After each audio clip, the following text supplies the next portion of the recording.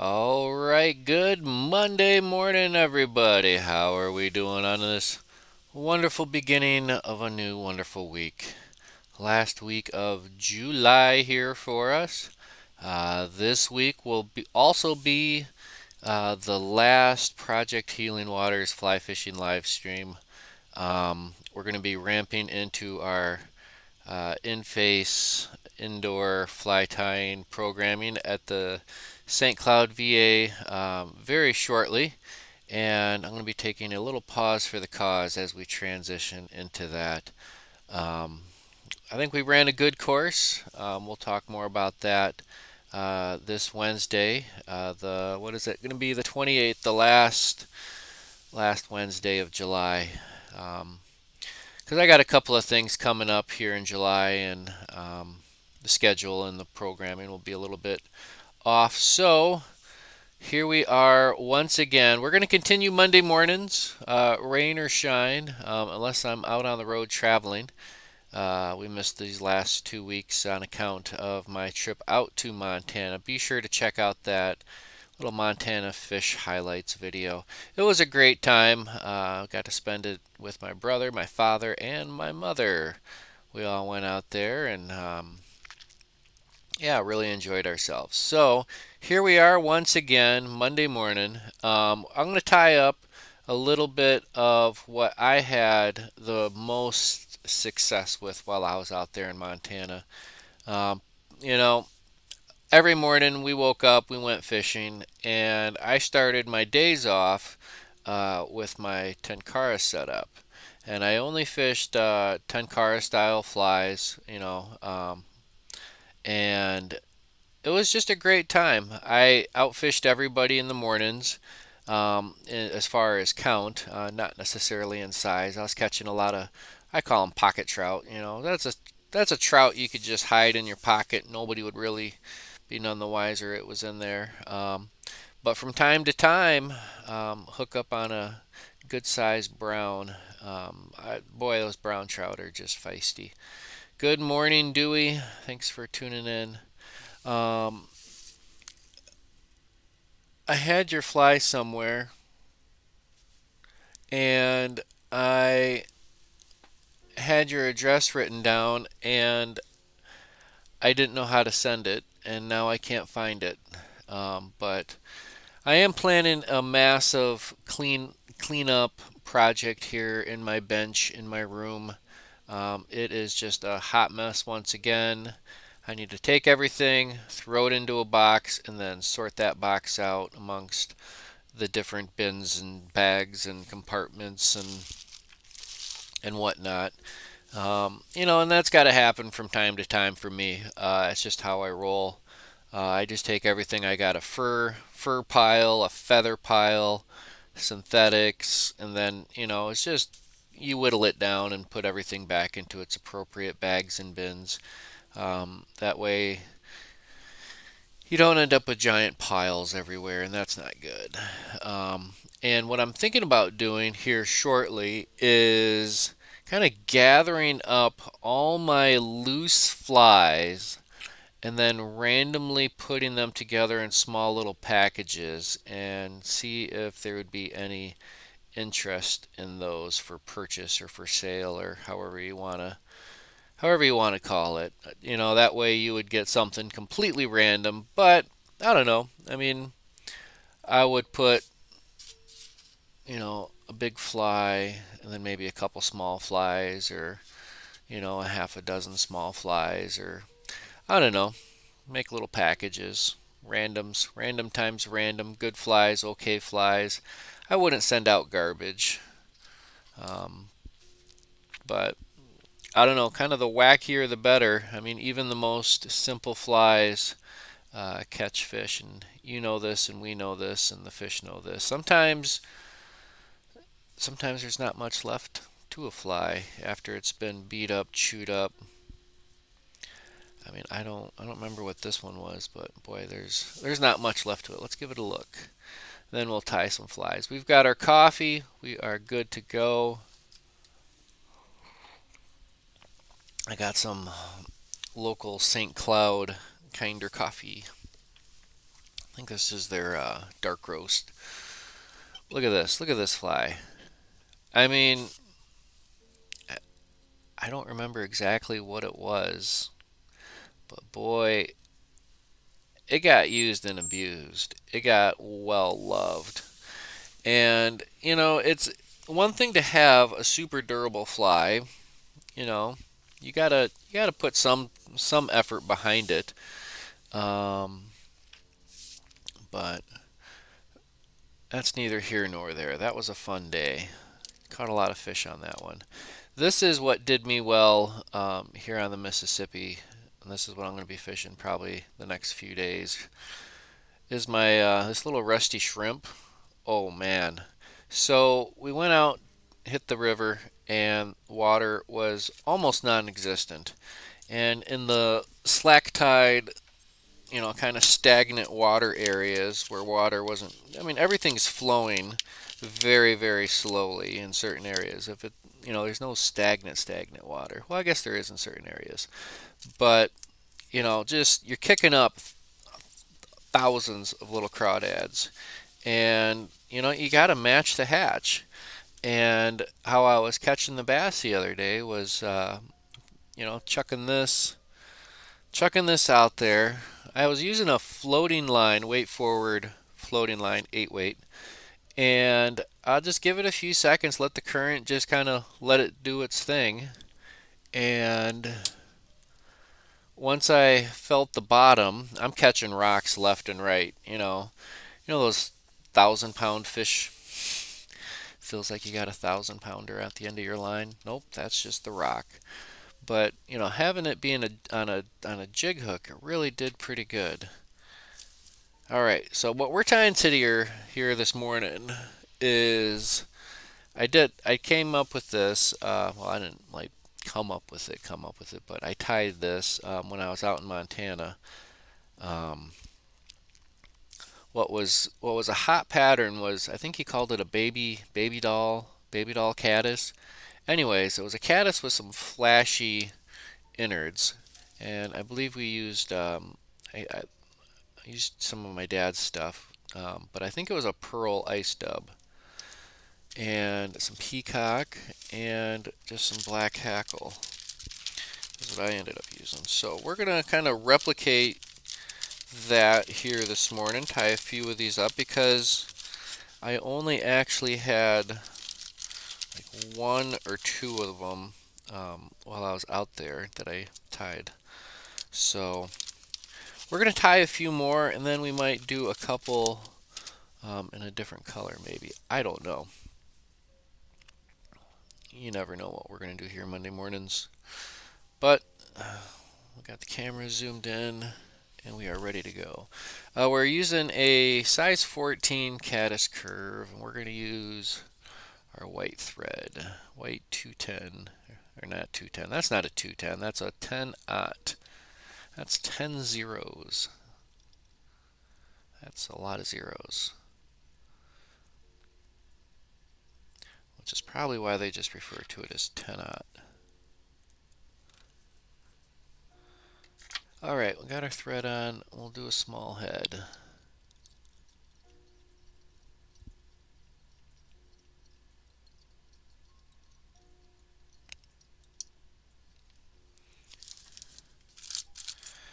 And this is the hackle that I used. Just a hen hackle.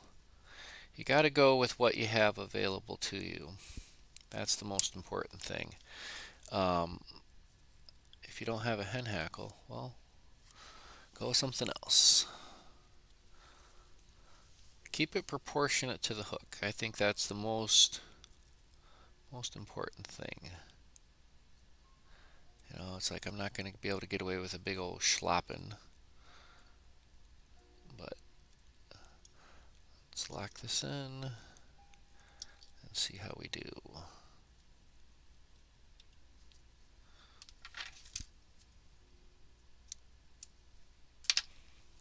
Oh, and I didn't bring my bell with me, but we know what time it is.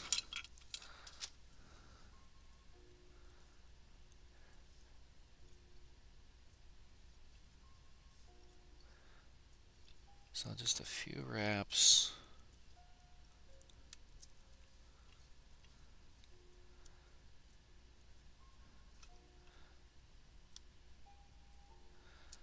I think that'll do good.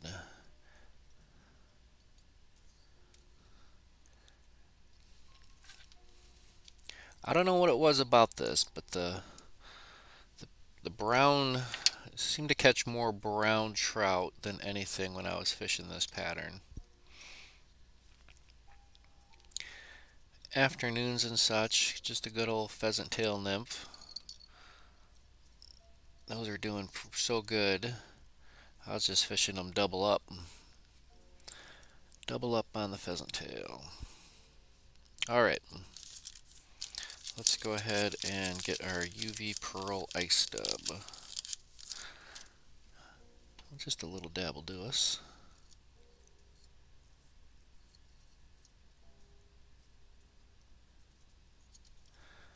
Alright, work our way down. Make contact, and I go just down just a little bit more. Then we'll turn and burn. Work our way back up.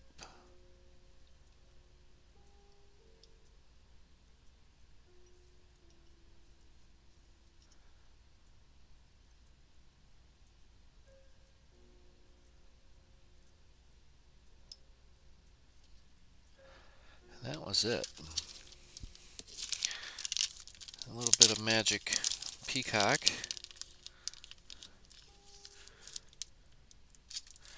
We'll just go with 2 strands. 2 bits.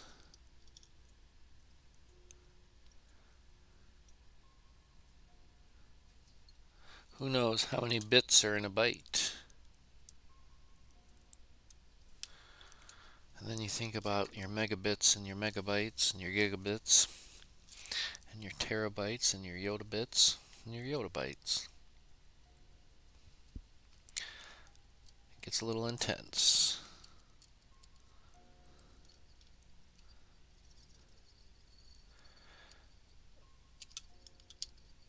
So it's a pretty simple concept here. Just kind of got that pearl and peacock with a little black hackle.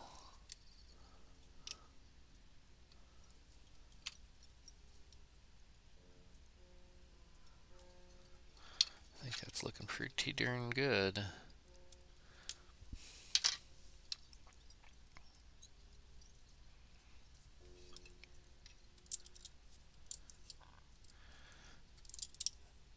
Got a little bit of fuzz on the end of the hook finish.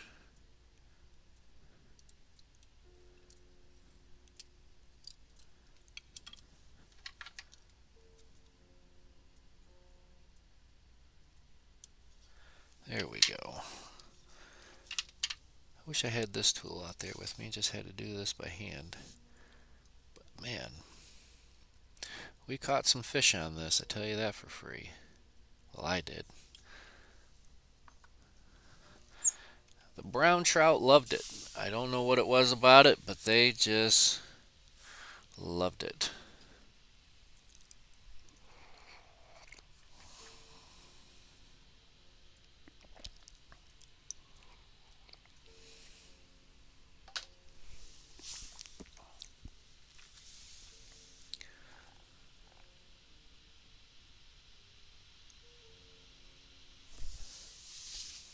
Let's take a closer look. Let's find a little baba cork on there.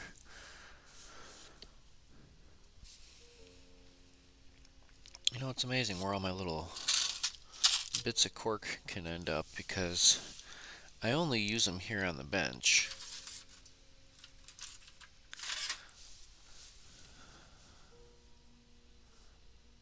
There we go.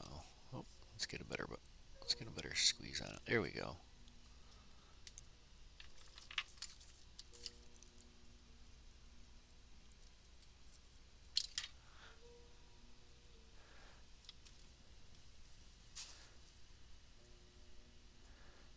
So this pattern, in a nutshell, it just slayed them. because in the water column, all that front hackle just kind of gets pushed up and around, kind of forms a little case around it. After a while, I mean, it got tore up pretty good. It almost formed just a little top wing. Everything, the fluid dynamics, fluid dynamics. I don't know, not the aerodynamics. Yeah, I guess it would be the fluid dynamics of it. Um, yeah, it turned out to be pretty good. So we'll go ahead and put you right into the box.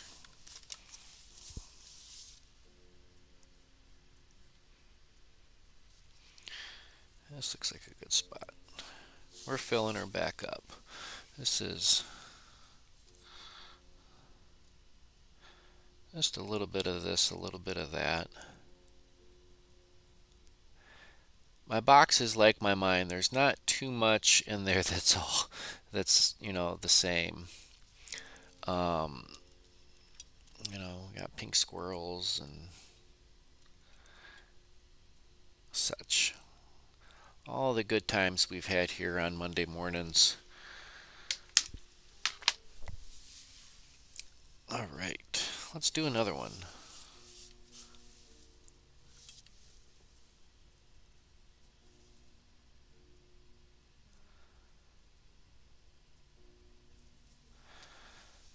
So we actually had one hook go AWOL. Jumped right out of the vise while we were tying on the kitchen table, and I'll be darned, neither of us could find that fly. It was gone. And I used the barbless hooks, and I believe the hook that was used was not a barbless hook. So hopefully whoever finds it with their eyes and not their foot.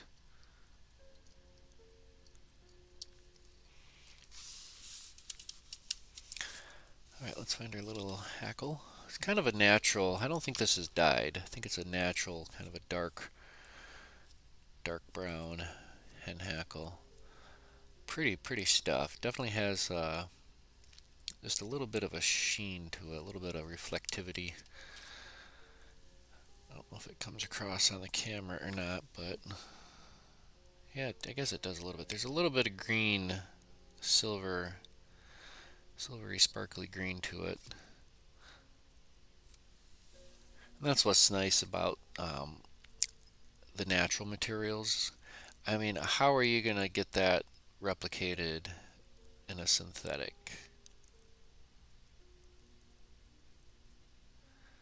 I mean, I'm not snobbing synthetics at all, because we're about to go with some UV pearl.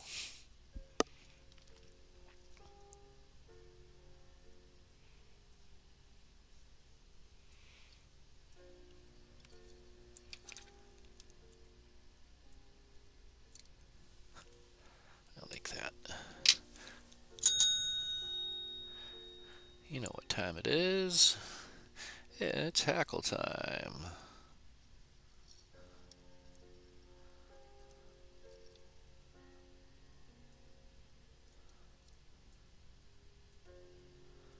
Just keep those facing forward, and this thing keeps rolling in my hand.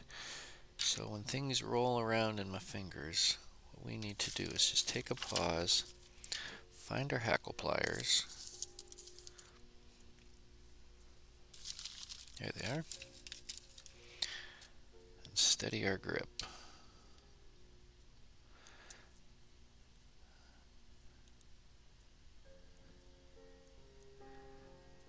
Because we took our time and invested the money into these hackle pliers at one point.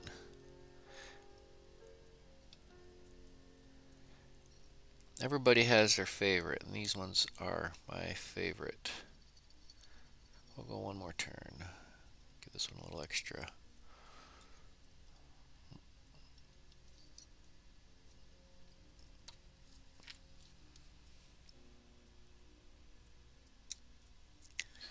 And what I did was See, when you meet in groups and tie in small groups, sometimes you got to do a little something to identify your tools. And I just wrapped this with some red thread and hit it with some UV stuff at one point. Colored the inside of it red. I don't know.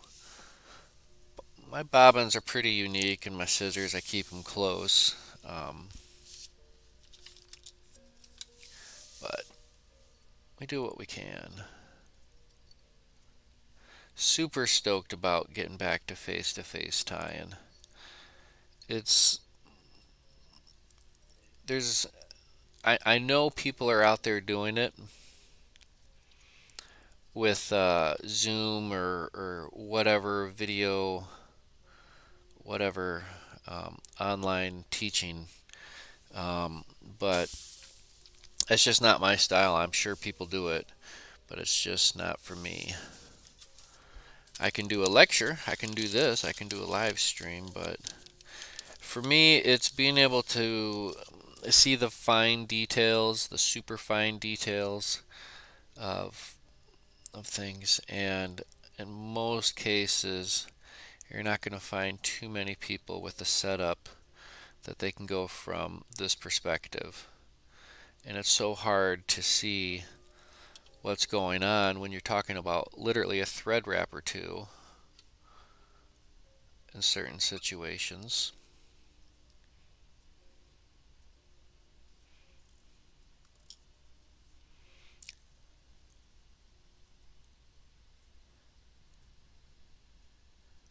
All right. I mean, I don't know. We all got our style and whatnot, but we do what we can. That's all we can do.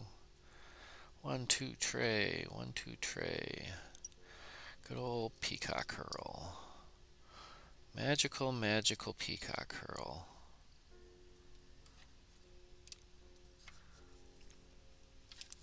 I like peacock curl. It's always been a great addition to almost any fly pattern.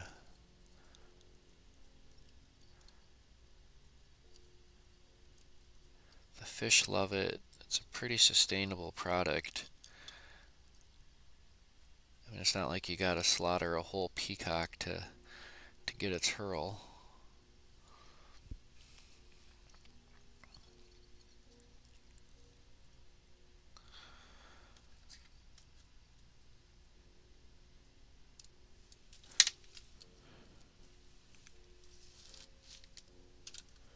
And a little bit goes a long way.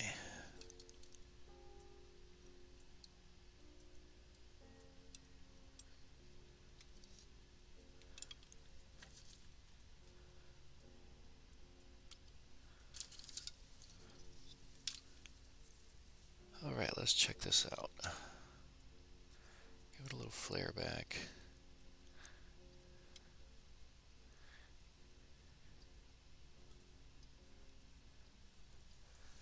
Looks fishy to me.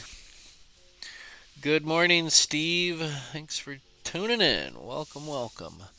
Be sure to join us this Wednesday, our final production of our Wednesday night programming. Going to be calling her done. We're going to be transitioning into other things for Wednesday nights. But we're going to continue on here, very much so, with the Monday mornings. It's always a good break. Great start to the week. Although, to be honest, I wish I was out fishing right now. So, holy smokes, is my watch broken, or are we just tying flies to tie flies? That's number 2.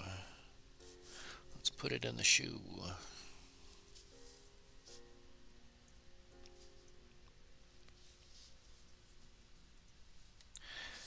So yeah, I mean, it's just like looking at this box. There's hardly any 2 flies in there that are the same, and I kind of like it that way. I like just having a couple or a pair, um, but then you fish one, you lose one, you snag it somewhere or whatever, you got to retire it eventually. So they just kind of end up where they end up. They're not necessarily just right dress 30 inches apart.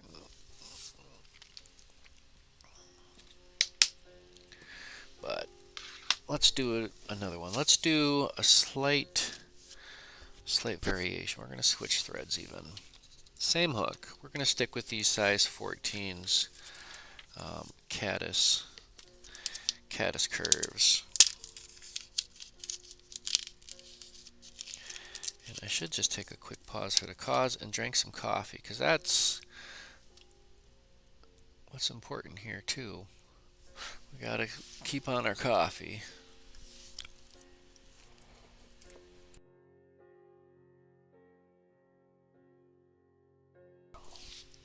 All right. You know, I think I might throw. Those are kind of more of a lychee, but they might work. I'm just seeing extra flies. I think I might throw this. Might go out and throw this today too. This little leech. This has got a little bit more weight. Same hook, I think. Yeah. Crawdads are on the menu right now. Heard one knucklehead say, if you're fishing crawdad patterns, you might as well just hang it up. Man, what's that dummy know? You gotta fish what they're biting if you want to catch the fish.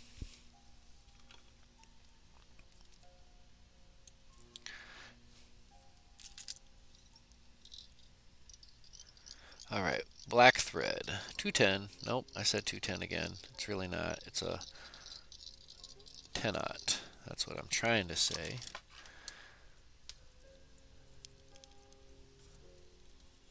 Alright, let's go.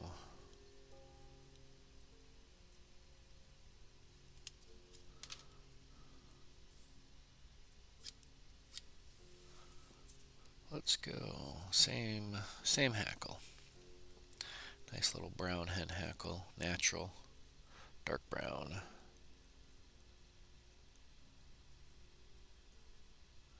Find our sweet spot there.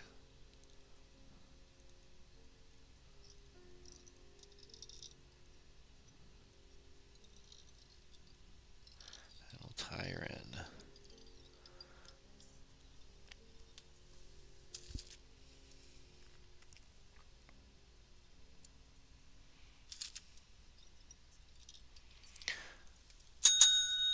Close enough.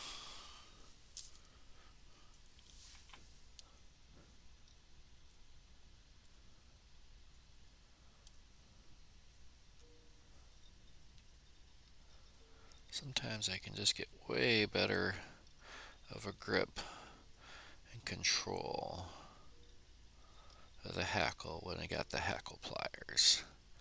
It makes sense. I've gone through a lot of different hackle pliers. I have a whole bunch of hackle pliers, but these are absolutely my favorite. The little brass and rubber. It just makes a good grip.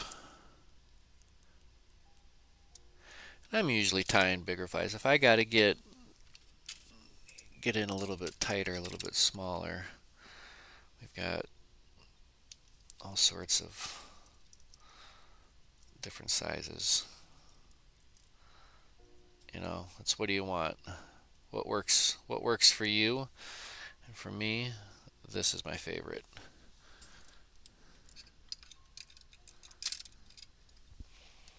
All right. Let's finish tying this off before we get too carried away. Forget what we're doing. You know, I'll just yam you all up there. Or not. I think you're going to be difficult, so get your thread out of the way before you get in there with your scissors. What are you, crazy? Get your scissors out of there. Hey, brother. Good morning. the bearded trout slayer. So I'm assuming at some point, sooner than later, Josh will have a pretty cool montage video of his perspective of the trip out to Montana. And he did a great job. Um, you know, we all start somewhere. We all have to be a beginner at some point. And I think Josh is transitioning from beginner to the novice. He's graduated up, I think. So this is some Hare's Ice Dub Olive. This has got some color to it. We'll try a little olive. Fish like olive. Fish like olive. They like chartreuse. They like red. And occasionally you get things on something blue.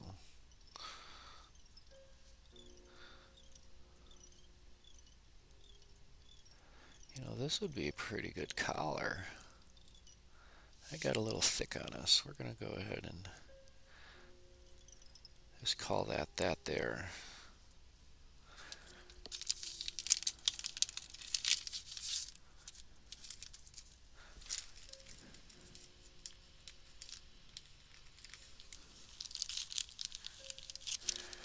Let's grab our peacock.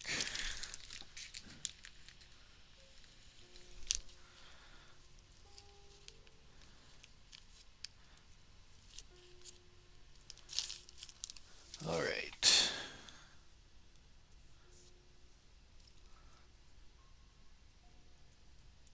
Let's tie this in.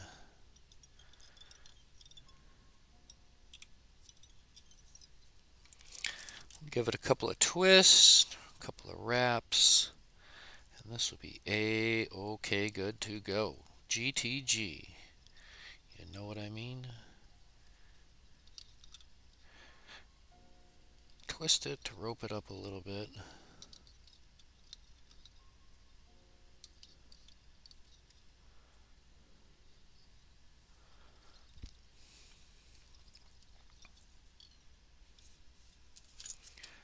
All right.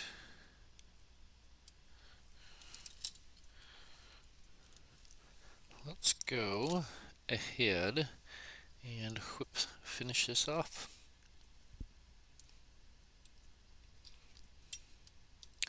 I like it. Nice and solid. Bebop and Rocksteady. Who knows where Bebop and Rocksteady are from?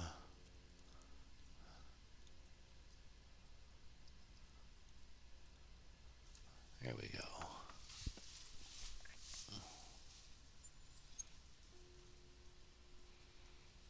Oh, that's a nice one. That's a nice one. All right, I'm going to put you on a quick standby, and I'll be right back.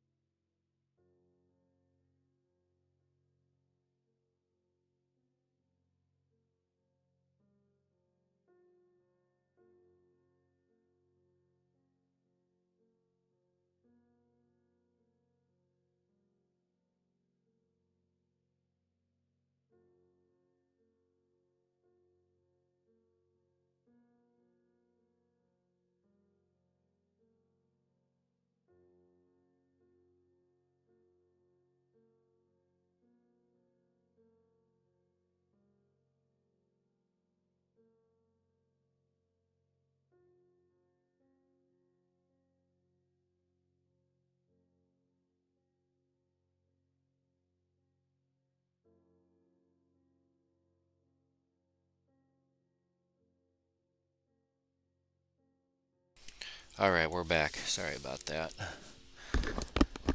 Alright, let's see. Let's see. We'll come back. And here we are. How we doing? We got the Steve, we got the Josh, we got the Dewey. We got the morning Monday mugs. Monday mugs. Mug Monday. I don't know. What do you think? Should we do, maybe since we're switching from our Wednesday, maybe we could do a Tuesday morning, and just kind of dedicate Tuesday morning for, I don't know. Don't need to put more on the plate when we're trying to peel a little bit back. Yeah, it's been a good time. I'm super excited for the upcoming weeks. We got the wife a pontoon to float in. Thanks to my dad, hooked us up with a inflatable pontoon for him or for her to come float down the river with. So we're actually gonna probably go hit the water this Thursday. She's got a day off, and we're gonna do a quick float. We'll see how quick it is or what it looks like. Water level wise, we're still mega drought here in the St. Cloud area. The pool just above the dam it's topped off on the dam side. It's just barely trickling over the spillway, but below the dam, there's so much shoreline riverbed exposure. So I don't know.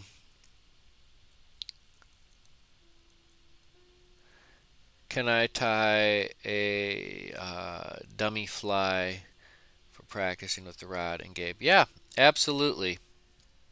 We can do that. What works good is instead of tying a fly or anything, this is my suggestion.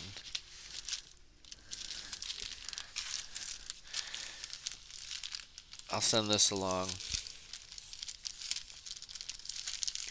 All you need is to tie something on the end of your line if you want to see something, because what we're casting is our line, not our fly, unless you got something, like a big weighted clouser minnow.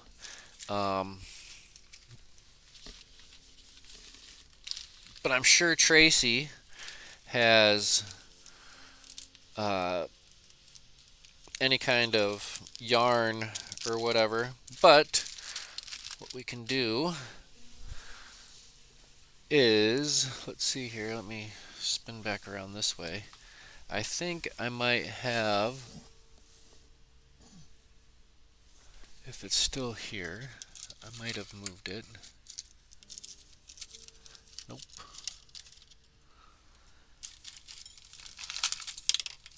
Somewhere at some point, I had, what do you call them? Stuff to make earrings. And it was just these little posts with little hoops on them. Or you could take a fly that,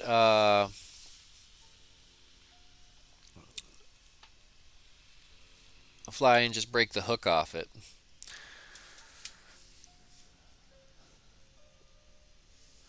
But let's do something. Let's go ahead. Josh threw out a request, and I think we might be able to accommodate. So, this is what we're going to do. I don't know if this has really been done before or not. I'm going to put this fly into off to the side for just a moment.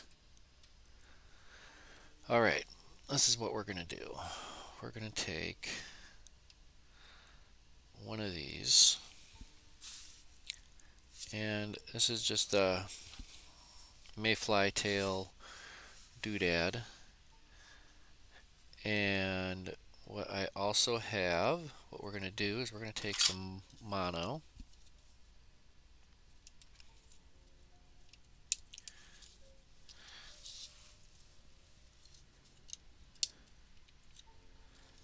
and we're just going to do a quick loop. I'll probably just throw a figure eight. That'll be quick and easy. Doesn't have to be super fancy.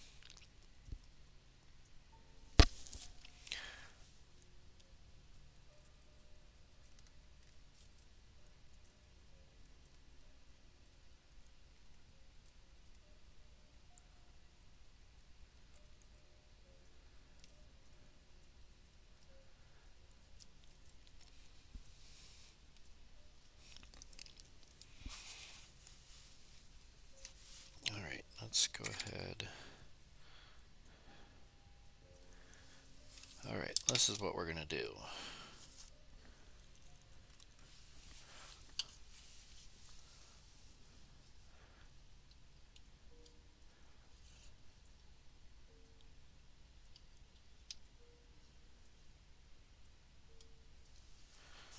Start with some thread.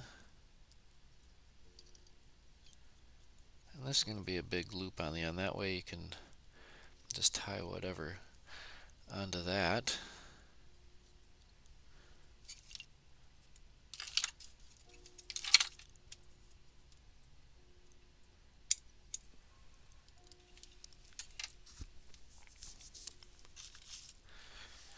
Alright, just because I have it right here,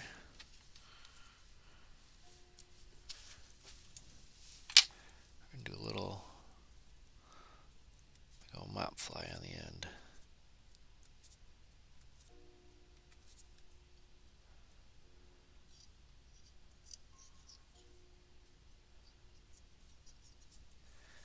And then we need a big old hackle. Let's find a big old hackle. Let's do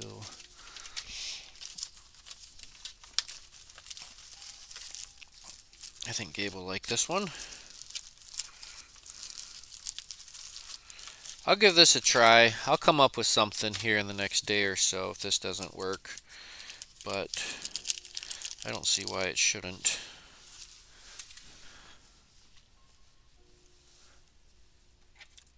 I don't see why it shouldn't.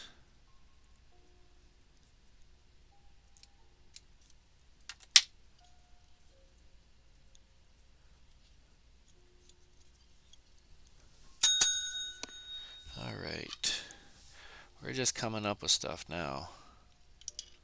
A little practice. Tire line at the end of this. Give it a swing and see what happens.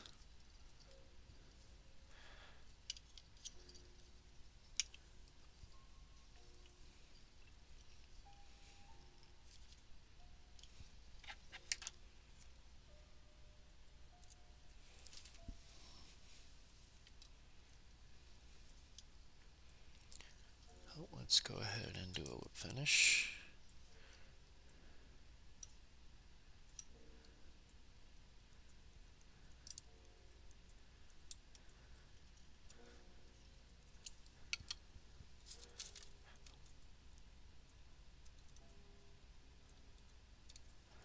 We'll see how this holds up. Nope. It just slid right off. We'll come up with something. Absolutely. But really what works best is just a piece of red yarn will work. A small little loop of red yarn or a chenille. Anything can be tied on the end. But it's good to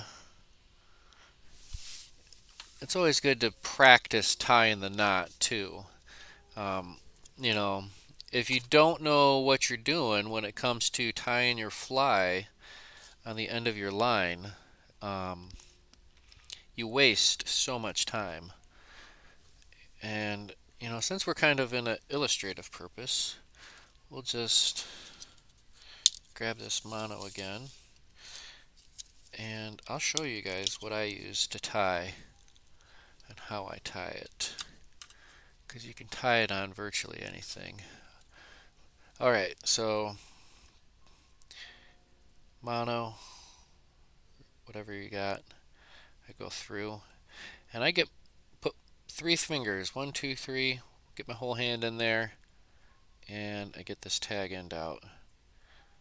I go under, over, and through, which is basically a figure eight. If you were to draw that tight, that'd be a figure eight knot. What I do is I just go under, pull that all tight, apply some moisture,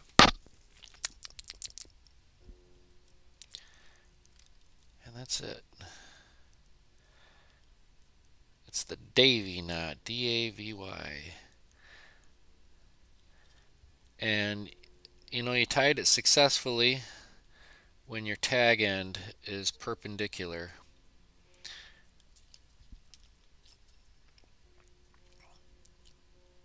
And that knot saves me so much time when I'm out on the river. I don't like dinking around too long. Just get the knot on and get fishing. Because sometimes, believe it or not, you have to change your fly, or you lose a fly, or your whole rig just gets tangled. And if you can change your operation, and if it takes practice, if it means you have to sit there with a spool of tippet and it doesn't even have to be on a fly, just grab a hook or a hook eye and go bananas with it. Tie it, cut it, tie it, cut it, tie it, cut it. Do it until you can do it without looking. Because that's eventually, ideally, where you should be.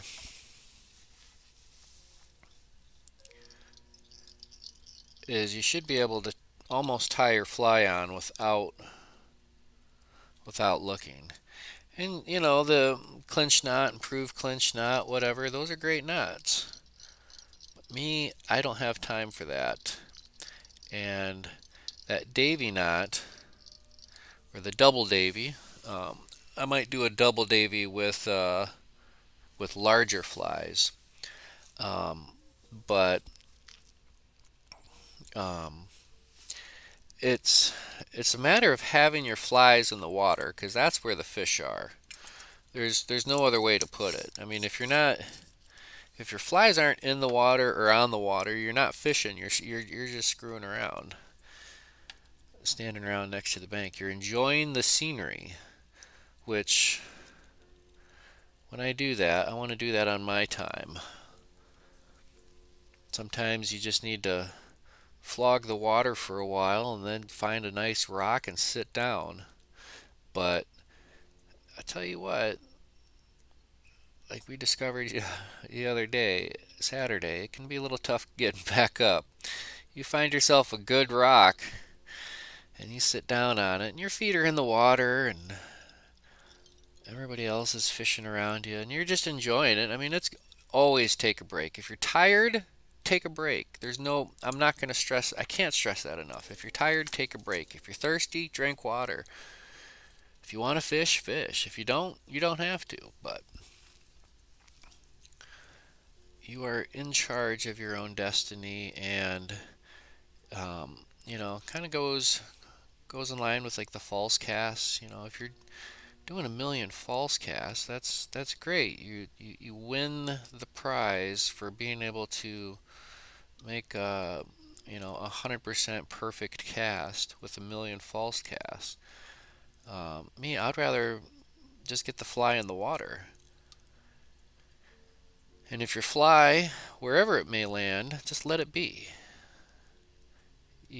There's always another cast. You don't have to reset that cast and splash the water two, three more times.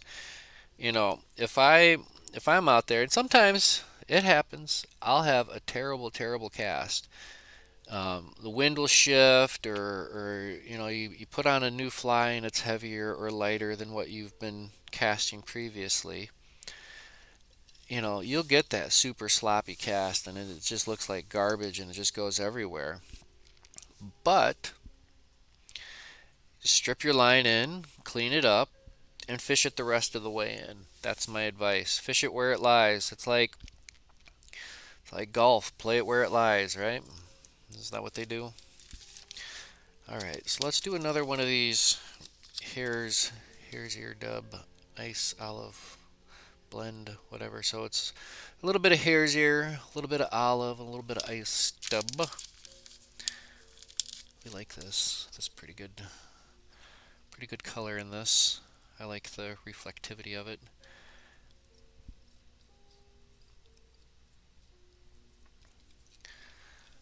All right, let's go ahead.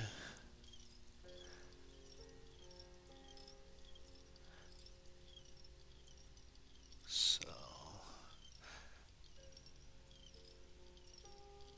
oh, brother Josh, where art thou? If you are available, give me a call tonight if you're still watching. Otherwise, I'll give you a call this evening. No worries, no hurries. A beginner Tenkara rod setup. I would go right now to Dragon Tail Tenkara and buy anything or everything that they have to offer. Their least expensive one is the Shadow Fire, I believe is their current one, least expensive one available. But it's not so much what you pay for up front, it's what you're paying for and on the back end. And nothing lasts forever. You have to understand that, and you can almost anticipate breaking a tip section or a different section at some point. It's not a matter of if, it's a matter of when, and it's going to be an operator error. So what you want is a quality back end. And I actually broke the handle section of my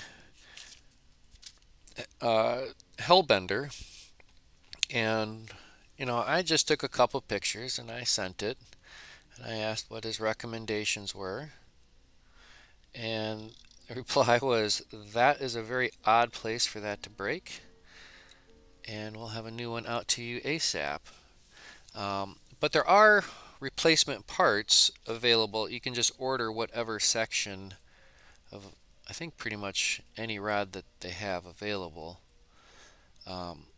It's like if I just broke it and it was, not under warranty, or, he wasn't going to cover it, he could have just said, there's a piece available, and it was available for $22. So, great customer service.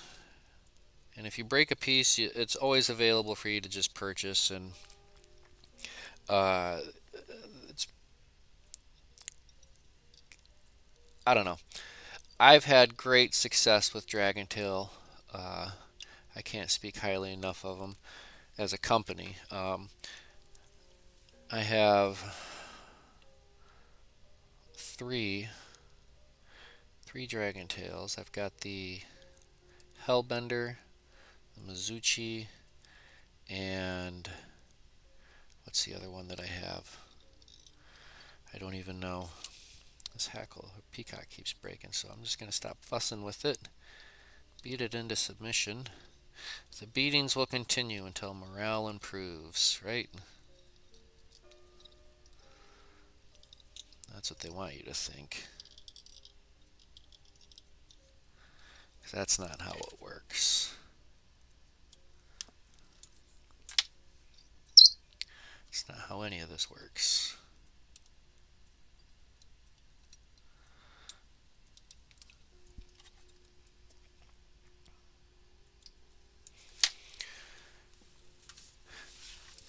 One of the brands I see quite prevalent, and I got all my stuff is up in the garage. All right, thanks, Josh. He'll give me a call tonight. Perfect. Tenkara USA makes.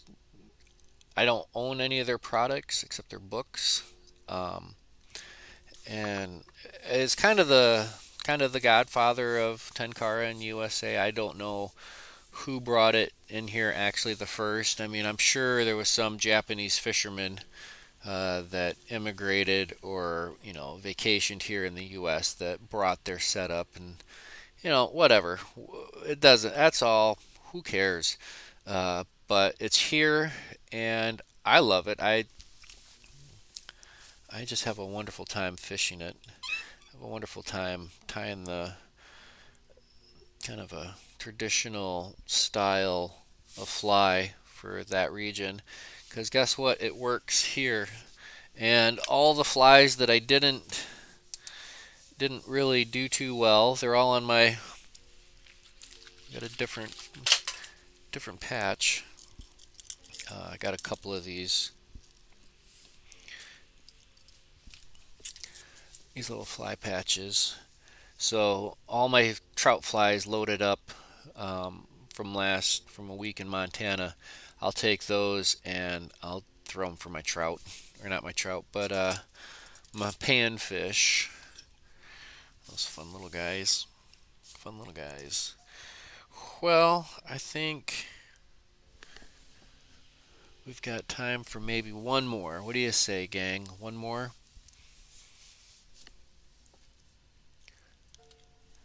I really like the way that came out. I'm going to put that one and this one together. I'm going to put those two together with the photo. All right, let's do one more. And I don't know. We'll see what we do with it. We'll do a combination of both. Let's do that. Let's get our hooks, our size 14s.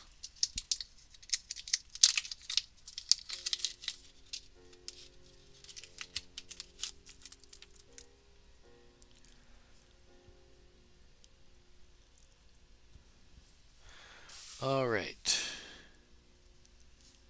Let's go with the black thread. And that is a 210 denier. We don't want that. That's a little bit too much. 10-aught. Seems a little bit more reasonable.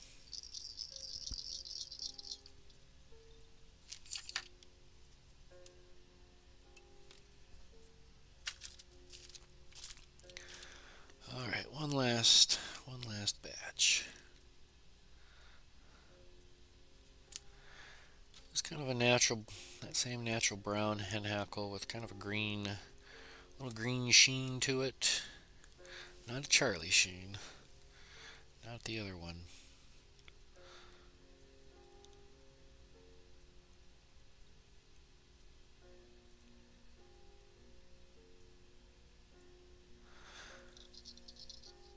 Build up our head first.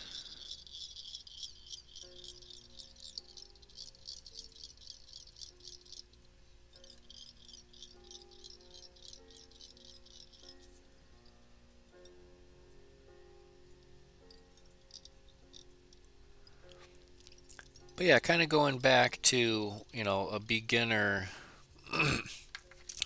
setup. I guess I'm presuming that when people ask for beginner setups, what we're really asking for is what's the least expensive one you would recommend. Because, I mean, I don't know. One of the nice things that the Dragon Tail has, is the options. You can get different lines, different setups. Because the rod is just the rod. You've got your level lines, your furled lines, your floating lines. That's where they get you. Is the different of options of flies. They make it seem so simple, but then they start throwing line options at you. But a general rule of thumb is to have your line the same length as your rod, and then however much tippet or leader material you want off of the front of that, which I usually got about 3-4 feet of.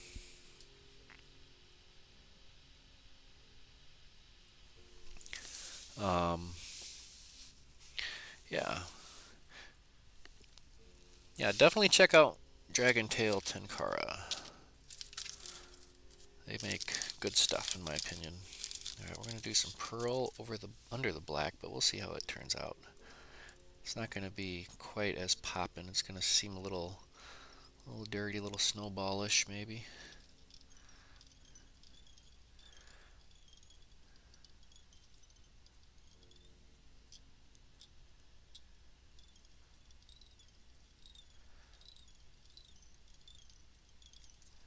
And then, instead of peacock, we're going to do this olive. Kind of looks more like an emerald to me than it does an olive. But boy, oh boy, I think this last one, this might be our golden ticket.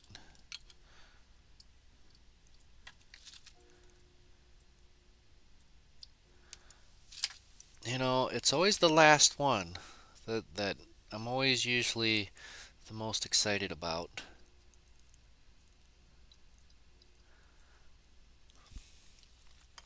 Because it takes us a few iterations to get here. There's a good piece of cork.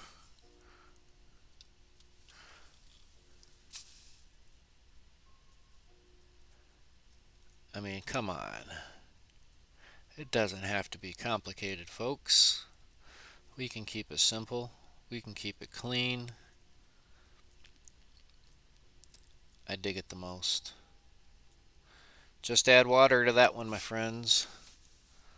So we've got that one. We've got the white with the peacock. And then we got the olive with the peacock. So there's our variations and combinations thereof.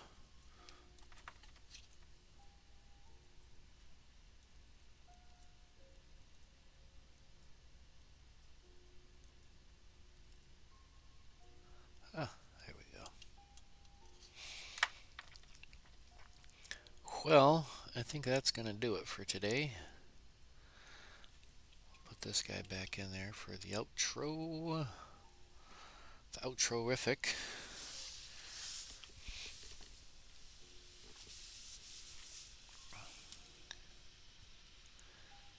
And we're going to transition into that. Oh, Smart Mouth is tardy for the party. That's all right. You catch this on the replay. I think that's the best. One of the best things is having these available to watch onward and forever.